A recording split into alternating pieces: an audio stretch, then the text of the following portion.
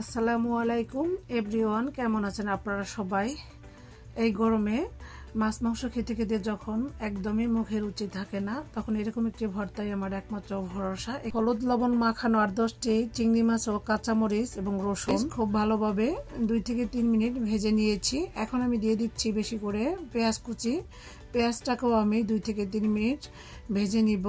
এই তো পেঁয়াজ মরিচ এবং চিংড়ি মাছটাকে আমি মিডিয়াম আঁচে 2 থেকে 3 মিনিট ভেজে নিয়েছি। এখন আমি দিয়ে দিচ্ছি ধনিয়া পাতা।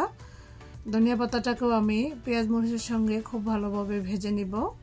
পেঁয়াজ মরিচ কাঁচামরিচ ধনিয়া পাতা খুব ভালোভাবে ভেজে এখন একটি বাটিতে আমি তুলে নিব। এটা দেখতে পাচ্ছেন আমার সবকিছু খুব ভালোভাবে ভাজা হয়ে গিয়েছে। এখন আমি একই ফ্রাই প্যানে দিয়ে দিচ্ছি আগে থেকে টুকরো করে নেওয়া মিষ্টি কুমড়া। মিষ্টি কুমড়াগুলো আমি ছোলা সহ নিয়েছি, আপনারা চাইলে ছোলাটা ফেলে দিতে পারেন। পানি দিয়ে ঢাকনা দিয়ে ঢেকে মিষ্টি কুমড়াগুলো খুব ভালোভাবে সেদ্ধ হওয়া পর্যন্ত অপেক্ষা করেছি।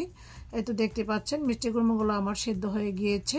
আমি একটি পটেটো মেশার দিয়ে খুব ভালোভাবে মিক্স করে নিচ্ছি। আপনারা চাইলে চামচ অথবা যে কোনো কিছু দিয়ে এটা খুব ভালোভাবে গরম থাকতেই মিক্স করে নিতে পারেন। এটা দেখতে পাচ্ছেন আমার মেশ করা হয়ে গিয়েছে। এখন আমি চুলা থেকে নামিয়ে আরেকটি কড়াইতে আমি এখানে দিয়ে দিচ্ছি 3 টেবিল চামচ রান্নার রেগুলার সয়াবিন তেল। তেল যখন গরম হয়ে এসেছে ওই পর্যায়ে আমি একটু নেড়ে চেড়ে দিয়ে দিব এখানে মিহি কুচি করে রাখা 3 টেবিল চামচ পেঁয়াজ। পেঁয়াজটাকে আমি খুব ভালোভাবে নেড়ে চেড়ে 1 মিনিট ভেজে নিয়েছি। দিয়ে দিব 3টি শুকনো মরিচ মাঝখান দিয়ে ভেঙে। এখানে ঝালটা আপনাদের পছন্দ মতো ব্যবহার করবেন, আপনারা কে কতটা ঝাল খেতে পছন্দ করেন। এখন আমি পেঁয়াজ মরিচটাকে 2 থেকে 3 মিনিট মিডিয়াম আঁচে ভালোভাবে একটু নেড়ে চেড়ে নিচ্ছি। পেঁয়াজটা যখন সফট হয়ে এসেছে ওই পর্যায়ে এখানে আমি দিয়ে দিচ্ছি 1/2 টিস্পুন কাঁচা আস্ত জিরা। এটা ফোড়নের জন্য দিয়ে দিয়েছি।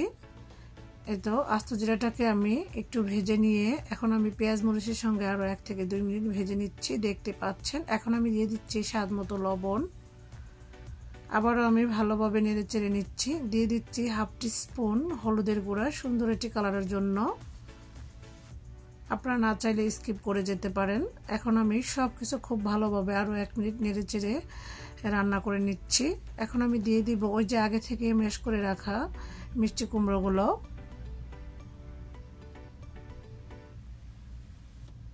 এখন দিয়ে দিব পেঁয়াজ মরিচ এবং চিংড়ি মাছটাকে আমি খুব ভালোভাবে ব্লেন্ড করে পেস্ট করে রেখেছি, সেই সবটুকু মিশ্রণ আমি দিয়ে দিব।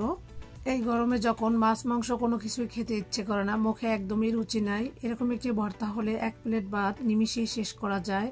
এই ভর্তাটি এতটাই মজার ছিল, সম্পূর্ণ ইউনিক পদ্ধতিতে ভর্তাটি তৈরি করে আপনাদের মাঝে শেয়ার করেছি। আশা করি আমার আজকের রেসিপি আপনাদের ভালো লাগবে। যদি ভালো লাগে প্লিজ একটি লাইক দিয়ে পাশেই থাকবেন। এখন আমি দিয়ে দিচ্ছি 1.5 টেবিল চামচ পেঁয়াজ কুচি। এই তো পেঁয়াজ কুচি দিয়ে আমি আবারও ভালোভাবে নেড়ে চেড়ে চুলার আঁচ একদমই মিডিয়ামে রেখে আরও 2 থেকে 3 মিনিট ভর্তাটাকে এভাবে নেড়ে চেড়ে রান্না করে নিব। মোট কথা ভর্তায় কোনো রকমের পানি থাকতে পারবে না, পানিটাকে একবারে শুকিয়ে নিব। এই তো দেখতে পাচ্ছেন ভর্তাটা থেকে পানিটা শুকিয়ে গিয়েছে। এই পর্যায়ে আমি দিয়ে দিব ধনিয়া পাতা কুচি। এই পর্যায়ে ধনিয়া পাতা অ্যাড করলে ভর্তার স্বাদ দ্বিগুণ বেড়ে যাবে। এই তো ভর্তাটা আমার একদম রেডি। এখন আমি নেড়ে চেড়ে 1 মিনিটের মতো রান্না করে ভর্তাটাকে চুলা থেকে নামিয়ে গরম গরম সার্ভ করব। গরম ভাতের সাথে এরকম একটি ভর্তা হলে আর কি চাই বলেন। আমাদের মাছে ভাতে বাঙালিদের ভর্তার কাছে রোস্ট পোলাও হার মানে।